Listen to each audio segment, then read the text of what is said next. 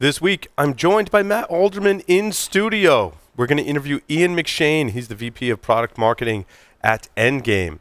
In the enterprise news, LogRhythm makes an announcement. Ping Identity launches a new product. McAfee takes a big step into the cloud. Endgame has an announcement to improve endpoint security with a total attack look back even. We've got some acquisition updates from IBM, Neustar, and more, so stay tuned for this episode of Enterprise Security Weekly. This is Security Weekly, for security professionals, by security professionals.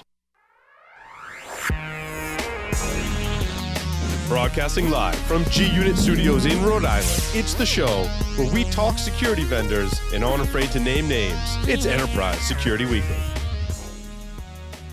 Improve the efficiency and effectiveness of your security operations with DF Labs security orchestration, automation, and response technology. Automate threat containment, orchestrate incident response, and measure operational performance with DF Labs in-command SOAR platform. Leverage your current security resources to minimize incident resolution time, maximize analyst efficiency, increase the number of incidents handled, and reduce overall risk. In-command SOAR acts as a force multiplier, enabling your security team to do more with less. Streamline the full incident response lifecycle automation process today. Keep your cybersecurity incidents under control with DF Labs. Visit dflabs.com/security weekly and request to see in-command SOAR live in action.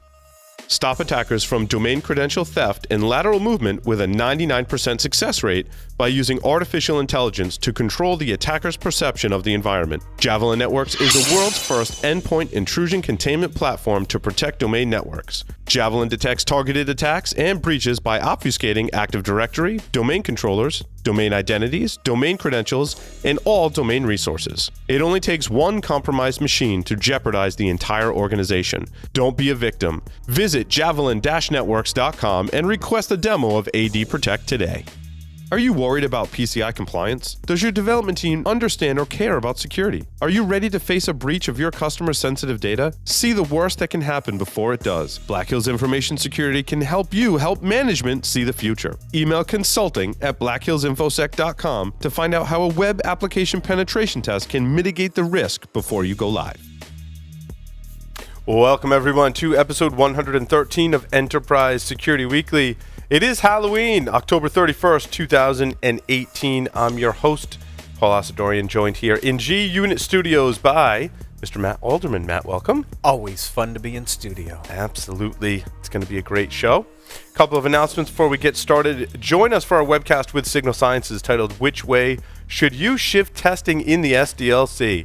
That's right, myself, Larry Pesci, and Zane Lackey will be talking all things SDLC and cool application security topics. November 8th, 3 to 4 p.m. Eastern Time, securityweekly.com/Signal Sciences. Make sure you register today. Ian McShane is here with us. He has nearly 2 decades of experience in operational IT security and risk planning for enterprises, service providers, and software vendors. He is a former Gartner analyst, now VP of Product Marketing for Endgame. Ian, welcome to the program. Thanks for having me. Thanks for a wonderful welcome. Yes, nice to have you here. So, Ian, I guess the first thing is you did. So it looks like you did product marketing for Symantec, and then was a Gartner analyst. What made you want to drop back out of the analyst game and go back to product marketing? What a loaded question. Awesome. I mean, I had a great time at Gartner. It's definitely one of the best jobs, if not the best job I ever had up until right now, obviously. I really enjoyed talking to people about problems and helping people understand the scope of problems. But I got to the point where I was telling people what was wrong and I wasn't really able to help them fix that issue. So getting back into the vendor side of the world seemed like a no-brainer. Awesome. And so at Gartner, and I'm sure very much your focus today is endpoint security, which is kind of another loaded term and loaded question. And I thought a nice place to start, since we haven't really, kind of delved into this particular topic, is we say endpoint security, but that could mean endpoint detection, endpoint protection, endpoint detection and response, because you could throw response in there as well. So how do we, and who better to answer this question, right? How do we as security professionals navigate these waters of what do I put in my endpoint and what should it do? What can it do better than other things, protection, detection, response? Yeah, awesome question. And I spent a long time answering that in the last couple of years, actually. So many buzzwords, it becomes very confusing for almost anyone. So when I think of endpoint protection, we're really thinking about preventing malware and preventing adversaries from doing bad things. You touched on a bunch of things, right? The endpoint is really surrounded by so many ancillary capabilities, right? You've got encryption, you've got host intrusion prevention, you've got all of these technologies, but really the goal of endpoint protection is focusing on stopping bad guys from doing bad things. Yeah, and I've even, in particular at Endgame, we've had these conversations where we're breaking down protection even more granular levels, right? Are you protecting the vulnerability from being exploited, or are you protecting the payload from executing? Because there's some nuances in there as well, and we talked about the kill chain, but in this case, there's activity that an attacker has to do to access a vulnerability, but then once they do that, they've got to execute some kind of payload, and I think there's a lot of differences as to how the different endpoint security platforms handle those different situations. Yeah, totally. So there's some aspects of focusing at the execution phase. We're looking at the file-based malware, which is really what's been around for decades, right? That concept of file-based malware, looking at the payload. But in the last couple of years, right, we've seen the explosion of interest in things like the MITRE ATT&CK framework, which really goes a lot deeper into that kill chain and really focuses on what the adversaries are doing, what are the outcomes they're trying to achieve, and how they do it. So where you're focusing on the outcomes and the adversary tactics, you're really getting away from a lot of this scalability issue that comes from just looking for bad files all the time. It is a scalability issue as to where you look for so-called badness. When you're an enterprise defender, largely the audience for this show, like what are some things that you need to look for when you think about your endpoint security products? What should you be concerned about? I mean, Matt and I both worked at Tenable, right? And we were comparing like what coverage all the scanners had. Like in an endpoint, how much does that matter, and what types of coverage really matter? Yeah, and this is such a big problem. Right? I think for the last decade or so, we've been on this path almost across the board for information security, is that less is more, and click on next, finish, and you don't have to worry about it. You see terms like reducing administrative overhead and faster return on investment and stuff, really focusing enterprises on trying to do as little actual work as possible. When realistically, if you just look at the basics, the stuff that everyone should have been doing for the last couple of years or the last couple of decades, right? Host hardening, you talked about vulnerability management, where Tenable came from. All of these things that fall through the gaps because, quite frankly, they're boring. One of the stories I like to tell is that back when I was a practitioner, as all good sysadmin teams do, we'd go to the pub on a Friday lunchtime and, have maybe a drink or two. And as part of that, we would vote on who did the stupidest thing that week. And whoever had done the stupidest thing that week was on patch management duty for the next week. It became like a punishment, right? It's just not cool. So this is where the problem lies, is that organizations still to this day are not really doing the basics. And there are plenty of excuses why people can't do the basics properly. But I think the endpoint security market has tried to capitalize on that and tried to drive this approach of we can protect against everything. Yeah. But realistically, that's not the case. And I think that's one of the interesting challenges, right? Is if you think about it for a second, we've been focused on endpoint detection response, but we're not doing the basics, right? Mm-hmm. We know there's a vulnerability. We know we need to apply the patch on the endpoint. We're not doing that, but yet we're investing in tools to go after detection and response. And so endpoint has a lot of nuances to it, but just some of the basics actually would help protect those endpoints better if we just did the basics, right? Which is, is it configured correctly? Am I applying patches in an appropriate time frame? It doesn't have to be like that day, but that reduces the attack surface greatly. And then think about detection and response capabilities to look for those anomalous activities that are happening and say, okay, how do I respond because it wasn't signature based, it wasn't patch related, and be able to drive that. So this endpoint market's, I think, confusing from that perspective, but we've almost defocused on the basics in some respects and went after like, oh, we have to go buy all these really advanced detection and response tools, but maybe I didn't. I don't know. I don't think anybody knows. Exactly. I mean, that's the thing. Everyone's looking for that silver bullet, right? Looking for something that's going to solve their problems. But certainly with detection and response in isolation, it's going to, number one, probably overwhelm you anyway. And number two, it's going to point out a whole bunch of things, but not necessarily feed into the processes and procedures that help you fix them. And one of the things I've started to see across the industry really in the last 6 to 12 months is this drive to really operationalize endpoint protection. So that, what I mean by that is not just relying on prevention to block bad files, not really hoping that detection and response is going to do anything or everything for you, but having a feedback loop, right, that says, hey, we've detected this issue, we solved the immediate crisis, but now what are the preventative steps we need to feed into prevention to stop it from happening again? But that's really hard to do, right? And that takes people, it takes process, and it takes probably more of those two than it does the technology behind it. But I think detection is important because even if you are doing the basics, your endpoints are patched, they're configured correctly, you've got that user component on the endpoints where basically as an attacker, I'm going to trick them into running something. And running something doesn't necessarily mean I'm taking advantage of a misconfiguration or some type of vulnerability.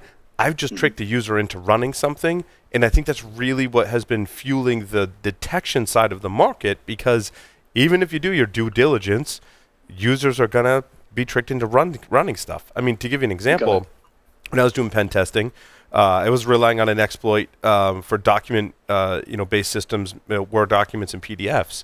I emailed the person like 4 times before I found the right exploit to work. And I had social engineered the person and go, oh, it must be in the wrong format. Try this format. And I was just trying different exploits at each iteration until finally, she had opened the document. And so when you run into a situation like that, you need the detection component, no?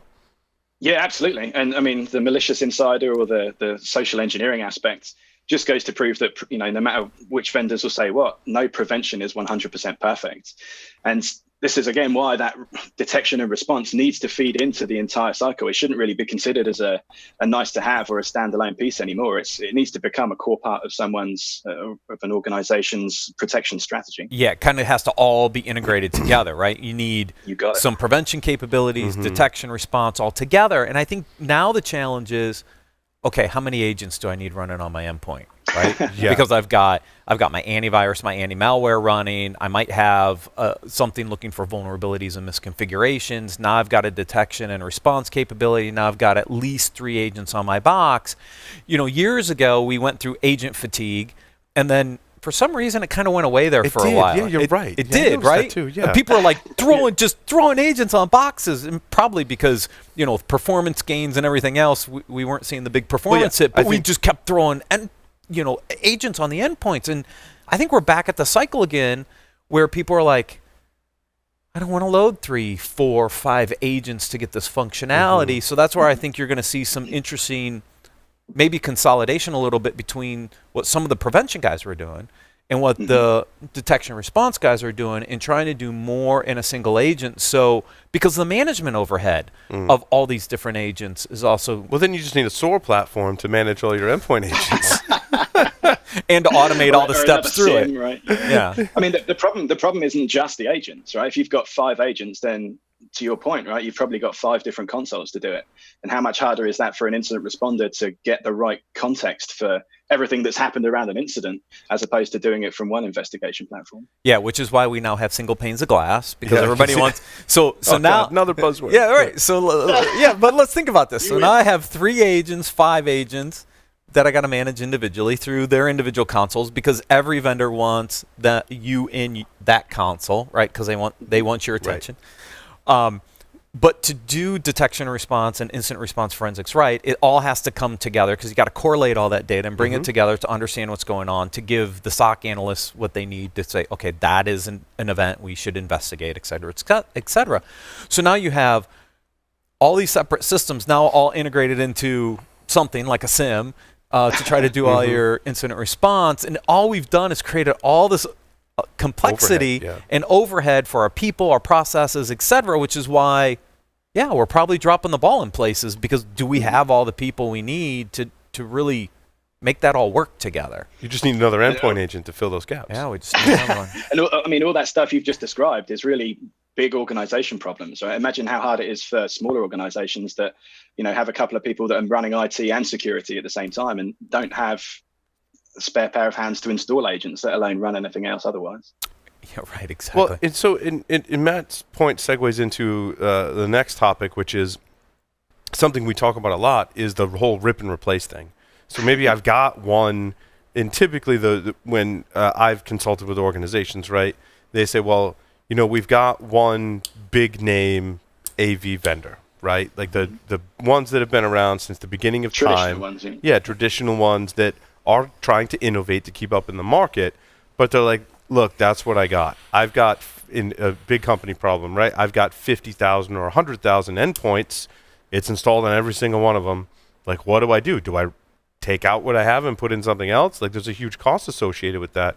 And what's your recommendation? Granted, you work for an endpoint security vendor today, but what's and obviously you could lean one way or the other, based on where you work. But it's not the same answer for every organization, right? What are some of those nuances in how you've guided people in the past?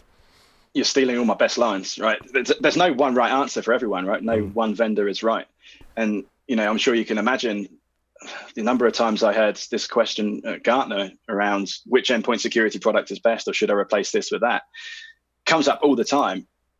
Realistically, the answer is the best product for you is the product that you can fully deploy, right? And the one that actually provides additional value or improves your security posture. And sometimes it can be painful in large organizations that are stuck with some of the traditional vendors when the realization comes that, this just isn't working for us, either financially or from a technology perspective or from a scalability perspective in some cases.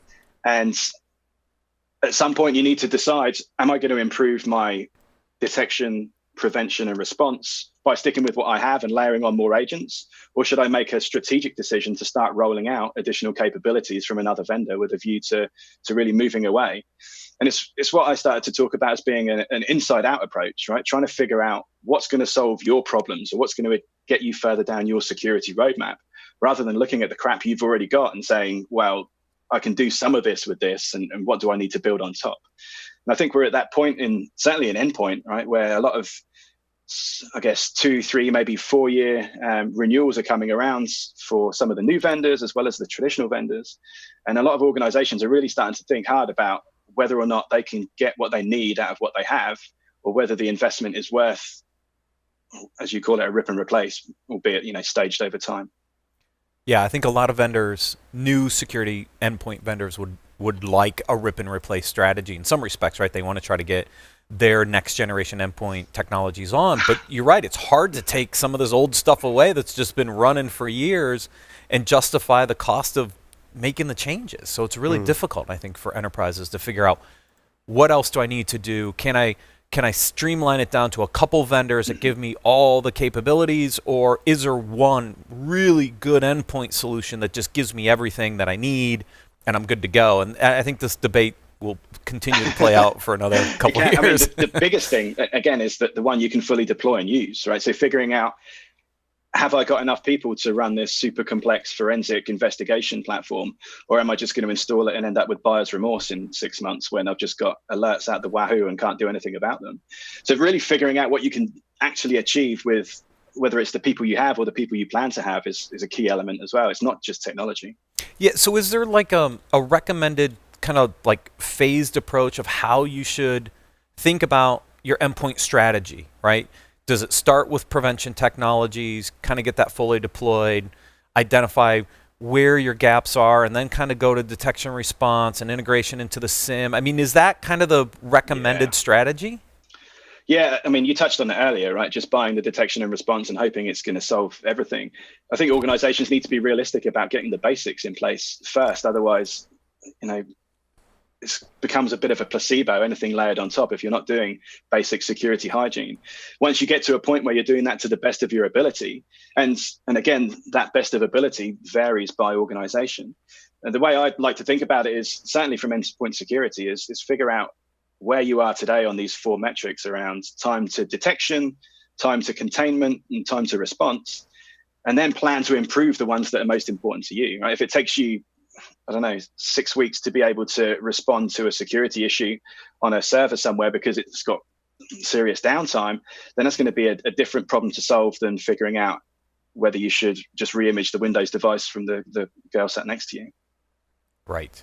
Yeah, I think that's the maturity we're kind of going through right now, right? Is okay, Exactly. I've got prevention out there. Okay, do I need detection or not? Well, Yeah. is my prevention solutions giving me what I need? If they are, fantastic. Now I'm ready to go after that next one. I think what I see sometimes is people trying to jump to the end state, which is, ooh, I got this really great new next-gen endpoint solution detection and response that will solve all my ills, and then you get it out and you're like, yeah, but I haven't done the basics, right? So I think that understanding what that strategic roadmap looks like is so important for organizations, just to say, now I know I'm ready to layer on that next defense in depth. It's what I like to call the RSA problem, right? It's around March or April every year. Someone's going to come back to their office and say, yeah, we need some of that dark blockchain stuff to fix all our security problems. Yeah. Yeah. Or that AI thingamabob or my, AI, machine learning, don't get me started. No more next gen. Yeah. When I talk to penetration testers, right, that are engaged with enterprises that, they're able to bypass a lot of security controls, where they say they run into the most trouble, or where they can help an organization is, they may go in and say, look, like, either we got around this or we didn't, but what it comes down to is the configuration of that. And where we get the success stories is where the pen testers say, yeah, when that product's installed and it's configured correctly, it gives us a whole world of trouble. And that's one of the ways that we gauge, who we want to recommend to our listeners, right? Is what's just one angle is how did it make a pen tester's life miserable? But how do you know? I mean, you could have a pen test, and that would be one way. But how else do you know how well configured your endpoint solutions are, and how much does configuration and management of it play into it? Oh man, this is a real bugbear for me. I think one of the things that's lacking across this industry is really vendor authority. Like the vendors that are willing to say, your device is at risk and this is why, and here are the things we think you should do to solve that problem. If it's difficult for pen testers to figure out, how to get in and how to solve those problems, then imagine how difficult it is for IT teams that don't have those capabilities. So one of the things I think everyone should be asking of their vendor is, how do you help me figure out what my security posture looks like? How effective am I? What metrics can you help me follow and improve on to really understand where I am in my own maturity? And is that kind of a list of, these are the basics you should kind of have in place, and kind of like an evaluation guide that says, okay, almost, yeah. I mean, kind of. Yeah, right? I mean, it could be like a kind of a tick list of things that you should do, or here's the most common things that you can do. But really, it's I guess the biggest issue, or one of the biggest issues, is also around prioritization, right? You both come from Tenable. Imagine doing like a big scan, a vulnerability scan, and then just dumping a list of vulnerabilities without being able to understand how important is this vulnerability? Is it actually code in the wild vulnerable? Is this device more important than another device? And figuring out that prioritization is a similar task in that configuration aspect, right? Just understanding that you've got problems isn't enough. You need to understand and be able to prioritize with all the right context around it. Yeah, and the other context is threats. Are there active threats and exploits and vulnerabilities that can leverage that misconfiguration, and the criticality of the asset, right? Which I mean, there are some solutions out there that do a decent job of that, right? Still requires you to tune and configure those. And it requires a human to say, these are my critical assets and these aren't my critical assets, because he's right. If you go out and do a network scan, and the list of vulnerabilities is thousands, tens of thousands, right? Which one's more important than any other one? As a corporation, I only have so many resources. They can only do 10 things today. What are the 10 most critical things I could do to reduce my security posture, right? And so what's the most important thing for me today is the answer everyone should be asking, right? Right, exactly right. And so if we know there's a vulnerability or a piece of code out there that is active in the wild and it's on a critical server, those should bubble up as higher priorities in the stack. And I think for the endpoint, that's some of the additional things you're starting to see come to the table, which I think would help with the prioritization side versus just, the constant alerting of, oh, you've got this, that, and the other thing going on, because all you're going to do in that case is just overwhelm the SOC and all the analysts with all these alerts, and they don't know which one's more important to respond to. Well, and priority plays into it. The scenario that's playing through my head is, let's say it's not a pen test team. Let's say it's a real world attacker, and they've somehow bypassed your endpoint security, and you maybe have picked them up somewhere else at some point. How do you know what was missing on your endpoint security to go back and configure it? And then the bigger question is, what priority does that take? Mm-hmm. Like, is it even worth all the effort to go do that and just be like, no, maybe not. Or maybe you were missing something glaring, but you're not going to know that unless you found that attack somewhere else in your network. Right. You got to finish the investigation and forensics process to realize that there was a gap on the endpoint that allowed the original attack to come in, that allowed them to laterally move, right? And that's where, I think some of the announcements that we'll cover later are interesting, right? Is the ability to go back. Because we're not detecting these things instantaneously. I mean, the last number I saw was 200 days to detect a breach on the network still, something like that. I think it's come down a little bit, but not a lot. I mean, that's over 6 months. So how do I go back in my investigation, my forensics, to peel that back to say, oh, that was the entry point. So if I do a better job of protecting here, I can prevent that attack in the future, but is that enough? Right. Yeah, that's really hard.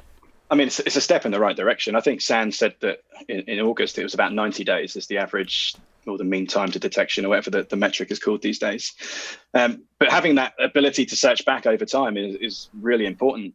It also brings me back around to, it's not just about the actual prevention and the detection technology, but it comes around to the user experience as well, making it easy for a SOC analyst to get the data enrichment that it needs, right? Just because an alert pinged off on an endpoint, you're going to need to start understanding, where did that communication come from, right? What other processes, what other lateral movement has taken place? Where else have I seen this? Is this a one-off anomaly, or is this, maybe a false positive because it's pinging off of every endpoint?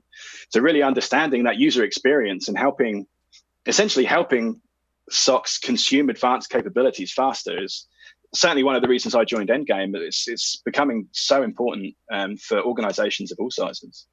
And Ian, is that what the announcement was more about? Is the total attack look back feature that was just announced recently from Endgame? Because having been an analyst, I see something that indicates that one of my endpoints is compromised. And when I worked for university, that was pretty much every day, right? And then your next question is, well, you're like, where did this start? How did this get on the endpoint? Where is that endpoint? Like what happened to lead to this? And then that could validate or invalidate my assumption that something is compromised. Is that really kind of the heart and soul of the announcement? That's part of it. I mean, if you've got a dwell time of 90 days and you're only keeping 7 days worth of investigation data, then you're going to be SOL trying to figure out where it actually came from. You might get lucky and see what it did 7 days ago, if it did anything. But other than that, you're just going to have a prematurely ended timeline. Yeah. So one of the things that we did at Endgame is make sure that we're at least covering that dwell time, and if not covering it going further, so that you can have that full investigation. You have the ability to really almost go back in time and, as it's called, have total attack look back over the entire timeline. Yeah, try to find infection zero, right? But where did it come in? That's important. I mean, you can find maybe the endpoint that was patient zero, right? But then I think what Ian's talking about is on that system figuring out what happened. Because oftentimes, that's what gets lost. I feel like, in my observations, in the past year, once an attacker starts to laterally move, there's a breadcrumb trail that can be left. And certainly we've covered ways in which attackers are covering their tracks and ways to figure that out. There's some great solutions out there for that. But what we want to know is what happened on that particular endpoint, and then how do I adjust to make sure that doesn't happen in the future? Or in rare cases, maybe that was just something really super new and cool, and we need to do something maybe drastically different to prevent that from happening. Yeah, exactly. I think there was a MA Tech last year was a particularly big issue for organizations because so many of them couldn't figure out what patient zero was or where it actually came in. And, they're struggling to keep their business going. They're struggling to investigate. They're re-imaging Windows devices left, right, and center, but finding them reinfected within hours of being brought back on brought back online. Without that attack look back, it's going to be very, very difficult to be able to do that yourselves. And, that's where expensive IR tools come into play as well. Mm-hmm. Right.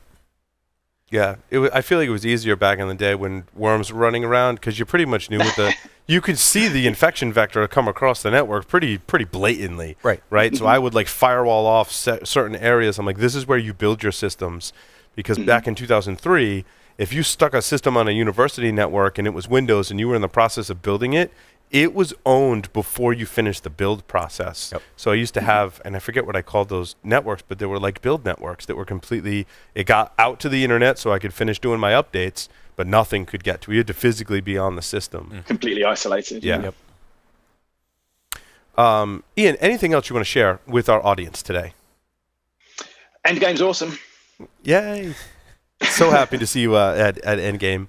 Thanks, man. And I like the recent announcement, and best of luck working there at Endgame, and we'll probably have you back on the show as well. You can learn more at endgame.com. You can go there and get a trial or a demo by registering with them. And Endgame's been our partner for a long time, so they've got a great. I mean, we spoke a little bit about operationalizing it.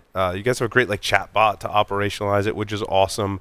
Document-based malware was a recent announcement, as well as the attack lookback. So check out all those features and more at endgame.com. Thank you so much, Ian. Thanks for having me, man. And with that, we'll take a short break, come back, cover the enterprise news. So stay tuned.